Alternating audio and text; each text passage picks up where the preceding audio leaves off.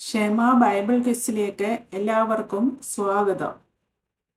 അപ്പോസ്തലനായ പൗലോസ് റോമർക്ക് എഴുതിയ ലേഖനം അധ്യായം 10 ബൈബിൾ ക്വിസ്.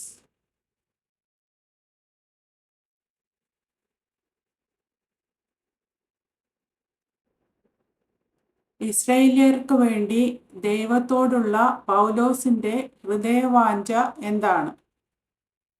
അവർ രക്ഷിക്കപ്പെടണം എന്ന്.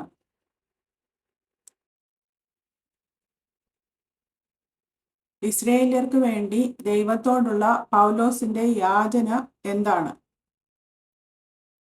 അവർ രക്ഷിക്കപ്പെടണം എന്ന്.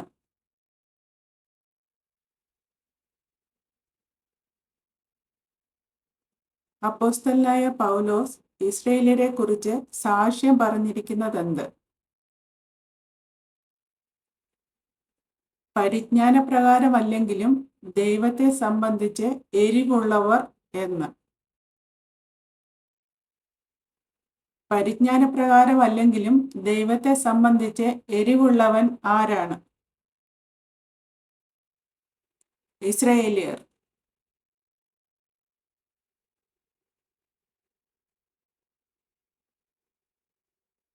ഇസ്രായേല്യർ എന്ത് അറിയുന്നില്ല എന്ന് പൗലോസ് പറയുന്നു? ദൈവത്തിന്റെ നീതി.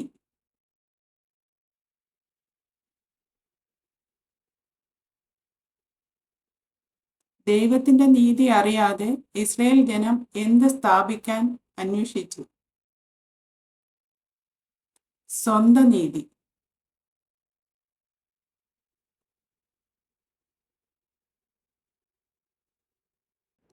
ദൈവത്തിന്റെ നീതി അറിയാതെ സ്വന്തം നീതി സ്ഥാപിക്കാൻ അന്വേഷിച്ചുകൊണ്ട് ഇസ്രായേൽ ജനം എന്തിനു കീഴ്പ്പെട്ടില്ല? ദൈവത്തിന്റെ നീതിക്ക്.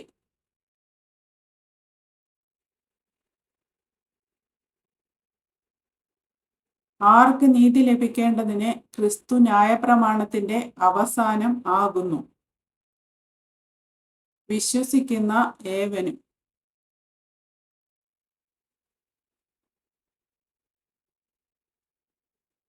ന്യായപ്രമാണത്താലുള്ള നീതി ചെയ്ത മനുഷ്യനെ കുറിച്ച് മോശ എന്താണ് പറയുന്നത്? അത് ചെയ്ത മനുഷ്യൻ അതിനാൽ ജീവിക്കും.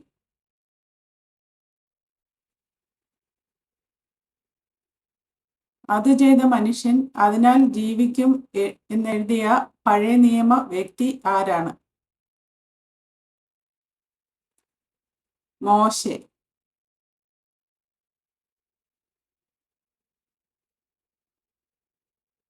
അത് ചെയ്ത മനുഷ്യൻ അതിനാൽ ജീവിക്കും എന്ന് മോശ എഴുതിയിരിക്കുന്നത് എന്തിനെ സംബന്ധിച്ചാണ്?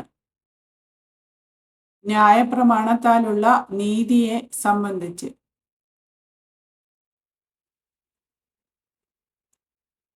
വിശ്വാസത്താലുള്ള നീതി എന്താണ് പറയുന്നത്? വചനം നിനക്ക് സമീപമായി നിന്റെ വായിലും നിന്റെ ഹൃദയത്തിലും ഇരിക്കുന്നു. വചനം ഒരുവന് സമീപമായി ഇരിക്കുന്നതെവിടെ? ഒരുവന്റെ വായിലും ഹൃദയത്തിലും.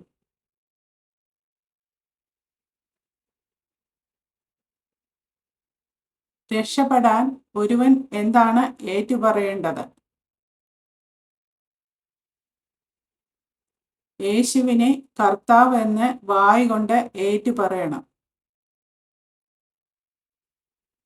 രക്ഷപ്പെടാൻ ഒരുവൻ എന്ത് ഹൃദയം കൊണ്ട് വിശ്വസിക്കണം?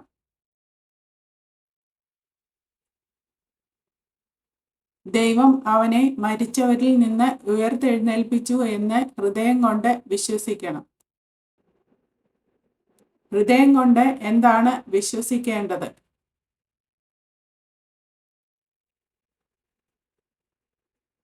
നീതിക്കായി വിശ്വസിക്കണം.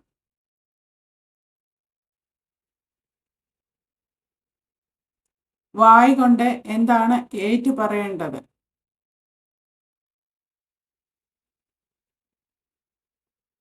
രക്ഷയ്ക്കായി ഏറ്റുപറയണം.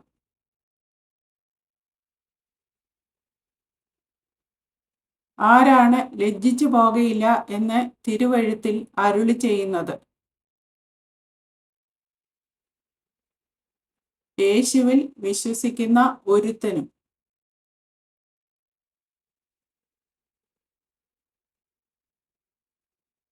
യഹൂദൻ എന്നും യവനൻ എന്നും വ്യത്യാസമില്ല. കാരണം എല്ലാവർക്കും കർത്താവ് ഒരുവൻ തന്നെ. തന്നെ വിളിച്ചപേക്ഷിക്കുന്ന എല്ലാവർക്കും നൽകുവാൻ തക്കവണ്ണം ദൈവം ആര് ആകുന്നു? സമ്പന്നൻ ആകുന്നു.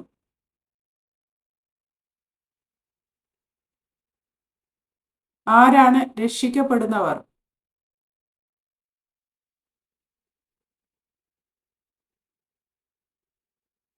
കർത്താവിന്റെ നാമത്തെ വിളിച്ചപേക്ഷിക്കുന്ന ഏവനും.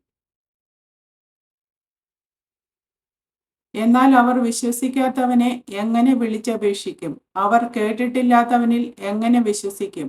പ്രസംഗിക്കുന്നവൻ ഇല്ലാതെ എങ്ങനെ കേൾക്കും? എന്താണ് സംഭവിക്കേണ്ടത്? പ്രസംഗിക്കുന്നവൻ ഉണ്ടാകണം.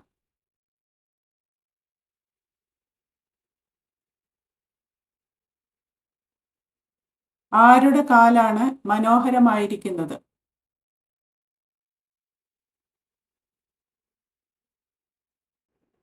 നന്മ സുവിശേഷിക്കുന്നവരുടെ കാൽ. കർത്താവെ, ഞങ്ങൾ കേൾപ്പിച്ചത് ആർ വിശ്വസിച്ചു എന്ന് പറഞ്ഞത് ആര്? യെശയ്യാവ്.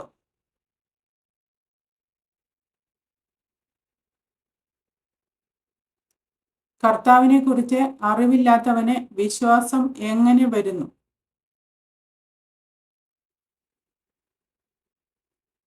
കേൾവിയാൽ വരുന്നു.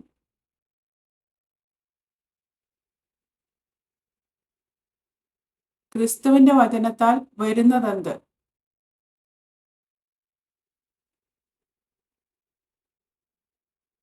കേൾവി.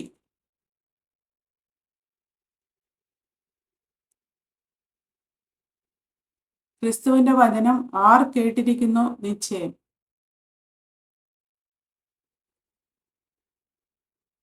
ഇസ്രായേൽ.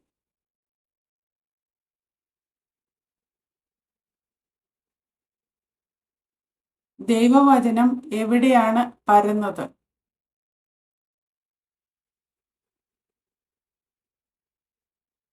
ഭൂതലത്തിന്റെ അറ്റത്തോളവും.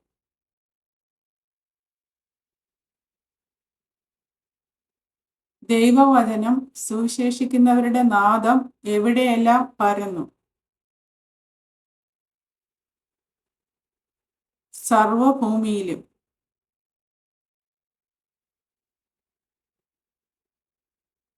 ഇസ്രായേൽ ജനത്തിന് എരിവ് വരുത്തുന്നതാരെ കൊണ്ട് എന്നാണ് മോശ പറയുന്നത്? ജനമല്ലാത്തവരെ കൊണ്ട്.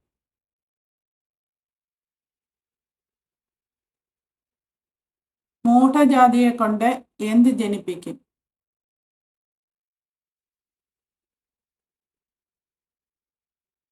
ഇസ്രായേൽ ജനത്തിന് കോപം ജനിപ്പിക്കും.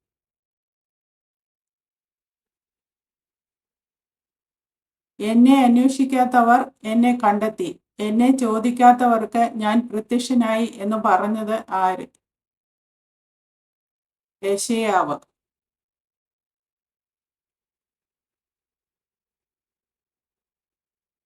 അനുസരിക്കാത്തവരും മറുത്തു പറയുന്നവരുമായ ജനം ആര്?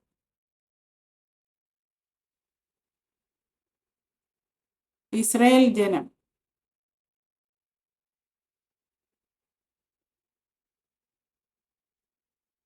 അനുസരിക്കാത്തതും മറുത്തു പറയുന്നതുമായ ജനത്തിങ്കിലേക്ക് ഞാൻ ഇടവിടാതെ കൈനീട്ടി എന്ന് പറയുന്നതാര്? യെശയ്യാവ്.